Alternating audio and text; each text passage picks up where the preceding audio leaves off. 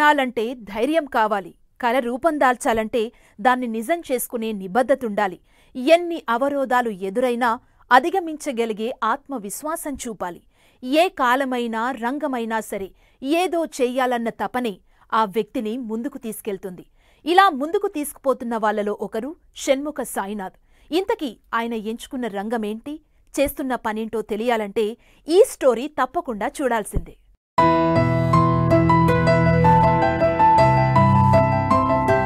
ఇంగ్లీష్లో where there is the will there is a way అని ఒక సామెత ఉంది. అంటే సంకల్పం దృఢంగా ఉంటే మార్గాలు వాటంతట అవే తెరుచుకుంటాయి అని అర్థం. అలాంటి మార్గాలను తన బలమైన సంకల్పంతో వేసుకున్నారు రంగారెడ్డి జిల్లా షాద్నగర్ మండలం అన్నారం గ్రామానికి చెందిన యువకుడు షణ్ముఖ సాయినాథ్.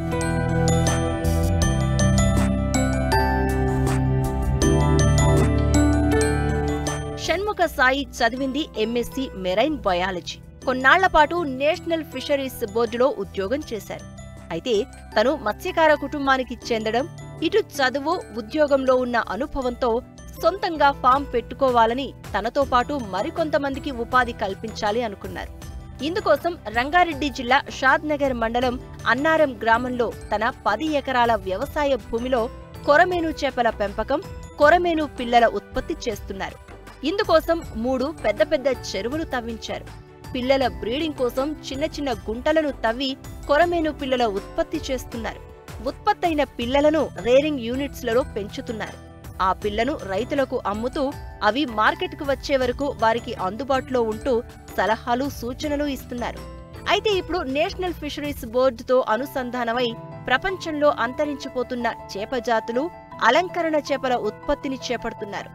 మార్కెటింగ్లో విపరీతమైన డిమాండ్ ఉన్న ఈ చేప జాతుల పట్ల పలువురికి శిక్షణ కూడా ఇస్తున్నారు. 10 ఎకరాల భూమిలో నేను చేపల హ్యాచరీ అనేది మొదలుపెట్టాను.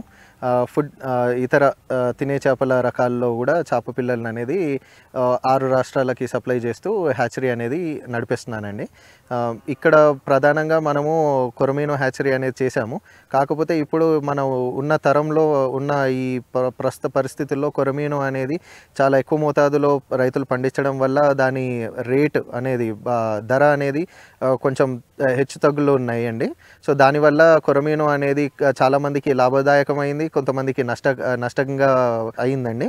సో దాని కాకుండా మనకి కొరమేను అనే రకం కాకుండా మనకి ఇతర రకాలు అయిన హై వాల్యూడ్ ఫిష్లో మనము సింగి, చీతల్, మళ్ళీ ఇంకోటి మన సీబాజ్ అనేది బారాముండి అంటారు లేదా పండుగప్ప అంటారు. ఈ 3 రకాలు అయిన హై వాల్యూడ్ ఫిష్ని మనము రైతులకి ప్రోత్సాహకరంగా మనం ఉంటున్నామండి. వీటిని కూడా మనం పెంచుకున్నట్టయితే కొరమేను రకము అనేది కాకుండా మనకి ఇతర రకాల చేపలు కూడా మనకి పెంచి వాటి ధర మార్కెట్లో అమ్మే ధరకి మనకి లాభాలు వచ్చే అవకాశాలు ఉన్నాయి. కాబట్టి రైతులందరినీ నేను కొరమేను కాకుండా ఇతర చేపల్ని పై దృష్టి పెట్టాలని ప్రోత్సహిస్తూ ఉన్నానండి. దీని కాకుండా మనకి ఆర్నమెంటల్ ఫిష్ అనేది అక్వేరియం ఫిష్ లేదా మనకి గ్లాస్ ట్యాంక్స్లో పెట్టుకునే రంగు చేపలు అనే వాటిని కూడా నేను ప్రోత్సహిస్తున్నాను. 29 వెరైటీస్ అయిన వివిధ రకాల ఆర్నమెంటల్ ఫిష్ అనేది నేను పెట్టాను. వీటి బ్రీడింగ్తో పాటు వీటి యాజమాన్య పద్ధతులు, వీటి బ్రీడింగ్ అనేది నేను ట్రైనింగ్ రూపంలో అందిస్తున్నాను. ఇక్కడ చూస్తున్న ఫిష్ వచ్చేసి మనకి గప్పీస్ అంటారండి, గంబూజియా అని కూడా అంటారు. దీన్ని స్టేట్ డిపార్ట్మెంట్స్ కానీ వర్షాకాలంలో ఏదైతే కుంటల్లో మనకి వాటర్ అనేది నిలిచిపోతూ ఉంటుందో అక్కడే దోమపిల్లలు వచ్చే అవకాశం ఉంది. అవి మలేరియా కానీ ఇతర వ్యాధులు స్ప్రెడ్ చేసే అవకాశం ఉంది. కాబట్టి ఈ ఫిష్ని మనము కుంటల్లో కానీ ఇంటి దగ్గర ఎక్కడైనా పూల్స్లో కానీ వదులుకుంటే ఆ మస్కిటో లార్వేని అనేది ఇది ఆహారంగా తీసుకొని మనకి మస్కిటోస్ అనేది ఇంట్లో వ్యాపించకుండా లేదా చుట్టుపక్కల వ్యాపించకుండా కంట్రోల్ చేస్తుందండి. దీన్ని గంబూజియా అనేసి అంటారండి. ఈ కోయి ఫిష్ అనేది ఉంటుందండి. ఈ కోయి అంటే ఆర్నమెంటల్ ఫిష్లో వేరే రకం ఉంటుంది, కాకపోతే ఇది ఫుడ్ ఫిష్ వెరైటీ అండి. దీని సీడ్ కూడా అవైలబుల్ ఉంటుంది. ఈ మార్కెట్లో హై వాల్యూ ఉంటుంది. ఇది వెరీ న్యూట్రిషియస్ కార్నివరస్ ఫిష్ అండి. ఇది వచ్చేసి మలేషియన్ బ్లాక్ గోల్డ్ ఫిష్ అంటారండి. ఇవి బ్రూడర్స్, తల్లి చేపలు, మేల్ ఫీమేల్ ఉంటాయి. సో ఇవి కూడా బ్రీడింగ్కి వచ్చే అవకాశం ఉంది. వీటి పిల్లలు అనేది హై వాల్యూ ఫెడ్ చేస్తాయి ఆర్నమెంటల్ ఫిష్ ట్రేడ్లో. సో ఇది ఎవరైనా యూత్ అనేది ఇంట్లో కనుక బ్రీడింగ్ యాక్టివిటీ కనుక చేసుకున్నట్టయితే వీటికి కూడా మంచి మార్కెట్ అనేది అవైలబుల్ ఉందండి. పఫర్ ఫిష్ అండి, గ్రీన్ పఫర్ అంటారు. ఇది బేసిక్గా మనకి పఫ్ అయిపోయి ఇలా బాల్ లాగా అవుతుంది కాబట్టి దీన్ని పఫర్ ఫిష్ అంటారండి. సో ఇవి కూడా మనకి ఆర్నమెంటల్ ఫిష్ ట్రేడ్లో చాలా హై వాల్యూడ్ కిందకి వస్తాయి. ఇది వచ్చేసి మనకి అక్వాటిక్ ప్లాంట్స్ అండి. ఈ ప్లాంట్స్ అనేవి మనకి చాలా ఇలా స్టెమ్స్ లాగా బంచెస్ లాగా కట్టేసి పెట్టుకున్నట్టయితే వీటిని టెర్రర్స్ మీద కానీ చిన్న థర్మోకోల్ బాక్సెస్లో లేదా కంటైనర్స్లో మనం కల్చర్ చేసుకున్నట్టయితే ఈ చిన్న బంచ్ వచ్చేసి మనకి 50 రూపీస్ నుంచి 150 రూపీస్ వరకు మనకు సేల్ చేసే అవకాశం ఉంటుంది. కాబట్టి ఇవి అక్వాటిక్ ప్లాంట్స్ కూడా మనము ఆక్వాకల్చర్ కింద కల్చర్ చేసుకోవడానికి అవకాశం ఉంటుంది. ఇది వచ్చేసి మనకి one of the most colourful కొరమీనో స్పీషీస్ కింద కన్సిడర్ అవుతుందండి. ఇది వచ్చేసి చెనా బెలహరి అంటారు లేదా రెయిన్బో స్నేక్ హెడ్ ఫిష్ అంటారు. దీనికి ఆర్నమెంటల్ వాల్యూ చాలా హైగా ఉంది. సో మనం ఇది స్మాలెస్ట్ కొరమీను స్పీషీస్లో కూడా కన్సిడర్ అయ్యి దీన్ని మనము బయట మార్కెట్లో దీని వచ్చేసి ప్రైస్ వచ్చేసి 150 రూపాయల నుంచి 350 రూపాయల వరకు దీని ధర పలుకుతుందండి ఒక్క ఫిష్ది. ఇది వచ్చేసి మనకి అస్సాం స్నేక్ హెడ్ అంటారు, చెనా గచ్వా అంటారు. ఇది కూడా వన్ ఆఫ్ ద స్మాలెస్ట్ కొరమీన్ స్పీషీసే. దీన్ని కూడా ఫుడ్ ఫిష్ కిందకి కన్సిడర్ చేయొచ్చు, ఆర్నమెంటల్ ఫిష్ కిందకి కూడా కన్సిడర్ చేయొచ్చు అండి. అస్సాం గచ్వా స్నేక్ హెడ్ అంటారు. దీన్ని కూడా ఆర్నమెంటల్ ఫిష్ వాల్యూ ప్రకారం అయితే ఇది 200 రూపీస్ నుంచి 300 రూపీస్ సింగిల్ ఫిష్గా అమ్మబడుతుంది ఆర్నమెంటల్ ట్రేడ్లో. ఇది వచ్చేసి మనకి చెనా మొరూలియస్ అంటారు లేదా జైంట్ స్నేక్ హెడ్ అంటారండి. ఇది బేసిక్గా రిజర్వాయర్స్లో ఎక్కువ మనకి దొరికే అవకాశం ఉంది. మార్కెట్లో వచ్చేసి దీని పూమరల్ అనే అవకాశం ఉంది. సో వీటి సీడ్ అనేది కూడా మనం డెవలప్ చేయడం అనేది జరుగుతుందండి. ఇది వచ్చేసి ఈ చేపలు ఇప్పుడు ఫింగర్లింగ్ స్టేజ్లో ఉన్నాయి. పెద్దగా అయ్యేసరికి మనకి 10 నెలల్లో 2.5 కేజీల నుంచి 5 కిలోల నుంచి పెరిగే అవకాశం ఉంటుంది మార్కెట్ వాల్యూ పరంగా. జనరల్గా ఈ చేపల్ని కనుక రిజర్వాయర్స్లో చూస్తే కనుక మనకి 9 నుంచి 15 కిలోల వరకు పెరిగే అవకాశం కూడా ఉంటుంది. ఇది వచ్చేసి మనకి మలేషియన్ గోల్డ్ ఫిష్ అంటారండి, ఒరండా గోల్డ్స్ అంటారు లేదా జైంట్ ఒరండా గోల్డ్ ఫిష్ అంటారు. ఈ బ్రూడర్స్ అనేవి తల్లి చేపలండి. బేసిక్గా ఈ మాప్ చూస్తుంది అయితే దాంట్లో ఎగ్స్ లేజ్ చేసే అవకాశం ఉంటుంది. సో ఇవి కనీసం ఎంత కాదనుకున్నా ఒక 500 నుంచి 1000 పిల్లలు పెట్టే అవకాశం ఉంటుంది. వీటి ధర మార్కెట్లో వచ్చేసి 3000 నుంచి 6500 వరకు ధర పలికే అవకాశం ఉంది. కాబట్టి దీని బ్రీడింగ్ కూడా మనం ఎంకరేజ్ చేస్తున్నాము అండ్ ఇక్కడ కూడా ప్రయత్నాలు చేస్తున్నామండి. ఇవి వచ్చేసి మనకి అక్వాటిక్ ప్లాంట్స్లో వెరైటీస్ అండి. ఇవన్నీ వెరైటీస్ మనకి అవైలబుల్ ఉంటాయి. సో వీటిని మనం కల్చర్ చేసేసి అంటే వాటిని రెప్లికేట్ చేసి ఇలా చిన్న చిన్న పాట్స్లో పెట్టి మార్కెట్కి అనేది సేల్ చేస్తూ ఉంటాము. సో ఈచ్ పాట్లో వచ్చేసి 5 to 7 స్టెమ్స్ ఉంటాయి. ఈచ్ పాట్ వచ్చేసి మనకి ఎంత కాదనుకున్నా 100 రూపీస్ నుంచి 150 రూపాయలకి మార్కెట్లో అమ్ముడుపోతుంది. ఇవి వచ్చేసి చిన్న పిల్లలు చూస్తున్నారు కదా, ఇవి మన కొరమీను పిల్లలండి. ఇది వచ్చేసి బురదమట్ట పిల్లలు అంటారు. సో ఈ బురదమట్ట పిల్లల్ని ఈ ప్లాంట్స్ మధ్యలో పెంచుకున్నట్టయితే మంచిగా బలంగా పెరుగుతాయి అన్న ఉద్దేశంతో పిల్లల్ని ఇందులో పెట్టాము. మనకి ఇంకొక వెరైటీ అనేది ఫుడ్ ఫిష్లోనే కొరమీను స్పీషీస్లోనే ఇది వచ్చేసి చెనా పంక్టాటస్ అంటారండి. చెనా పంక్టాటస్ అంటారు లేదా బురదమట్ట అంటారు.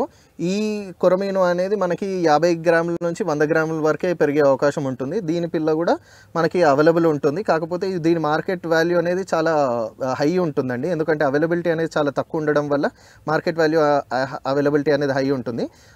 మార్కెట్లో వచ్చేసి 250 నుంచి 300 రూపాయల వరకు దీని ధర పలికే అవకాశం ఉంటుంది పర్ కేజీ.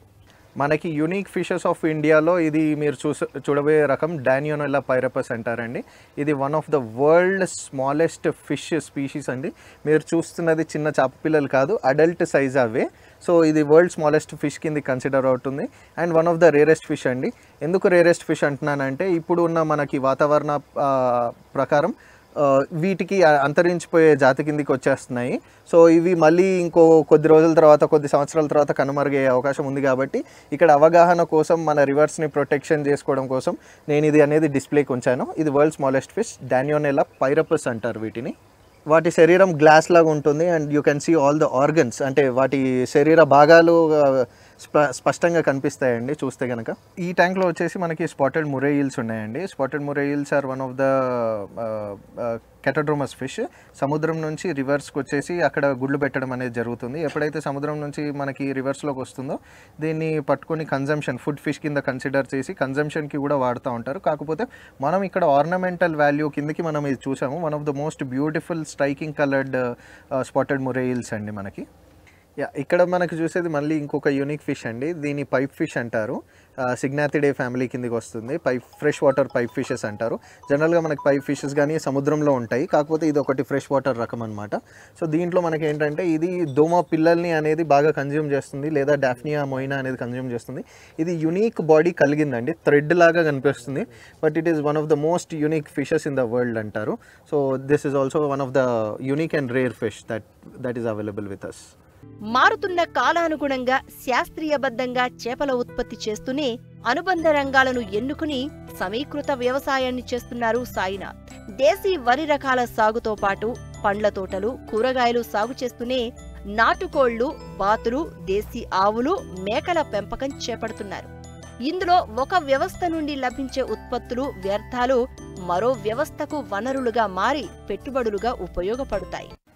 దీంతో పాటు మనకి ఇంటిగ్రేటెడ్ అగ్రికల్చర్, దీంట్లో కూడా ఇంటిగ్రేటెడ్ ఫార్మింగ్ రూపంలో కూడా మన వరి అనేది నేను నాటు రకం వరి అనేది నేను పెంచుతున్నానండి. ప్రీవియస్గా నేను చిటిముత్యాలు అనేది వేసాము. అది ఆరోగ్యానికి చాలా ఉపయోగకరం కాబట్టి రత్నచోడి అనే వెరైటీని ఇప్పుడు వరిలో వేసే ఈ పంటకి వేసే అవకాశాలు ఉన్నాయి. ఇది కాకుండా మనకి మక్కలు కానీ, జొన్నలు కానీ, మనకి ఇంకొకటి రాగులు కానీ అనేది ఇక్కడ మనకి అగ్రికల్చర్ యాక్టివిటీలో. ఇది కాకుండా మనకి ఆర్గానిక్ వెజిటేబుల్స్ అనేది కూడా వేస్తున్నామండి. కంప్లీట్గా ఇవి కెమికల్ ఫ్రీ అనేది నేను ప్రయత్నంలో చేస్తూ ఉన్నాను.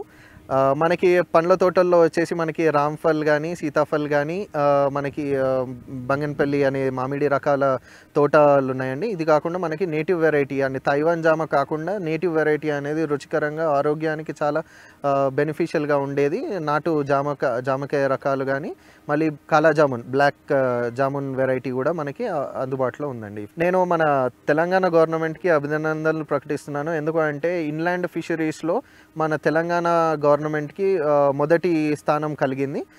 Last Indian fish farmers day రోజు మనకి సెంట్రల్ గవర్నమెంట్ వాళ్ళు మనకి తెలంగాణ ఫిషరీస్కి అవార్డు ఇవ్వడం జరిగింది.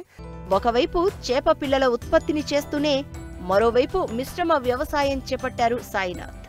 కొత్తగా చేప పిల్లలు పెంచాలనుకునే వారికి ఉత్పత్తితో వచ్చే లాభాలు వంటి అంశాలపై అవగాహన కల్పిస్తూ స్వయం ఉపాధిని ఏర్పాటు చేసుకునే విధంగా శిక్షణ ఇస్తున్నారు. భవిష్యత్తులో ప్రపంచంలో అంతరించిపోతున్న ముఖ్యమైన చేప పిల్లల ఉత్పత్తిని భారీ ఎత్తున చేపట్టనున్నట్లు కార్యాచరణ రూపొందించుకుంటున్నారు.